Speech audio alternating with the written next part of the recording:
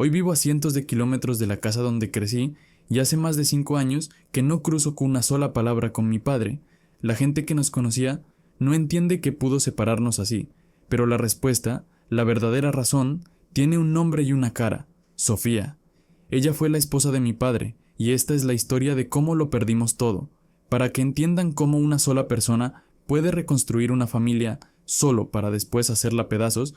Tengo que regresar al principio, a cuando ella llegó. Mi jefe, Arturo, es un hombre bueno, muy trabajador, pero de esos que viven para el trabajo. Perdió a mi mamá cuando yo era apenas un adolescente y la casa se quedó como hueca. Se sentía un silencio pesado, las comidas eran rápidas y cada quien se iba a lo suyo. Años después, ya estando yo en la universidad, apareció Sofía, y para nada era la idea que uno tiene de una madrastra. Era más joven que mi papá, sí, pero su energía era lo que de verdad se notaba. Tenía una forma de reírse que llenaba los espacios y una calidez que fue, poco a poco, ablandando la coraza que yo me había puesto. Al principio, la trataba con distancia, con formalidad, pero ella nunca se dio por vencida. Su amabilidad era genuina.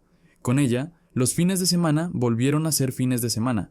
La casa de nuevo olía a comida rica, había aguas frescas en el refrigerador y las pláticas en la mesa se alargaban.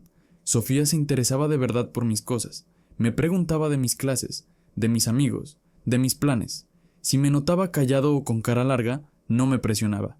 Solo aparecía con un plato de fruta picada o un vaso de leche fría, un gesto simple que lo decía todo. Mi papá parecía otro, se reía más, contaba anécdotas, y por verlo tan contento, yo le abrí las puertas de mi vida a Sofía. El verdadero cambio, el punto donde las cosas tomaron otro rumbo, fue durante las ausencias de mi padre. Su trabajo lo obligaban a viajar mucho para supervisar obras. En esos días, la casa se sentía enorme para nosotros dos. Recuerdo una vez que intentamos hacer un postre, una receta vieja de mi mamá que mi padre nunca quería preparar. Fue un desastre total. Terminamos con harina hasta en el pelo y la cocina hecha un caos, pero nos reímos como yo no me había reído en años. Limpiamos todo antes de que él volviera, y ese se convirtió en nuestro primer gran secreto, algo divertido y solo nuestro. Nuestras pláticas nocturnas se hicieron una costumbre. Cuando mi papá no estaba, cenábamos juntos en la cocina y hablábamos de todo. Una noche le conté de mis miedos, de la presión de la carrera, de lo difícil que era hablar con un padre tan reservado.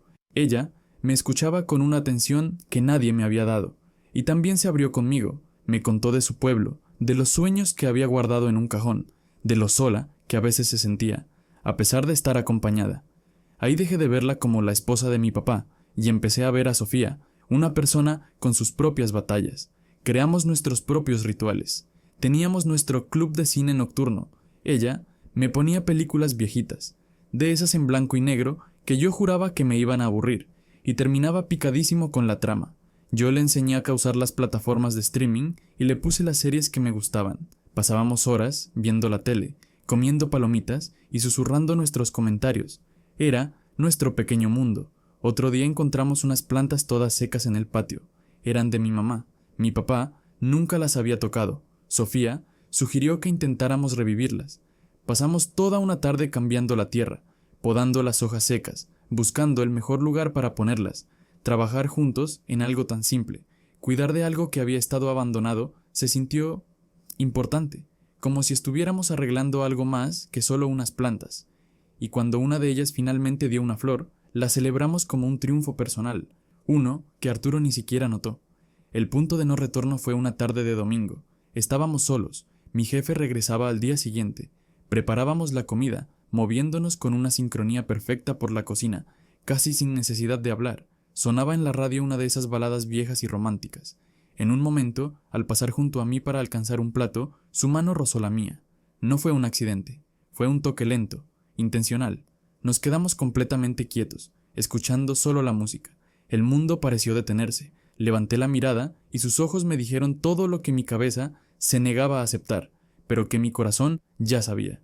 No dijimos ni una palabra, pero desde ese instante todo cambió. El aire se sentía denso, cargado de una electricidad extraña. Las miradas se sostenían un segundo más de lo necesario y los silencios se llenaron de palabras no dichas. La culpa empezó a pesarme como una losa de concreto. Cada llamada de mi padre, preguntando si todo estaba bien, se sentía como una puñalada.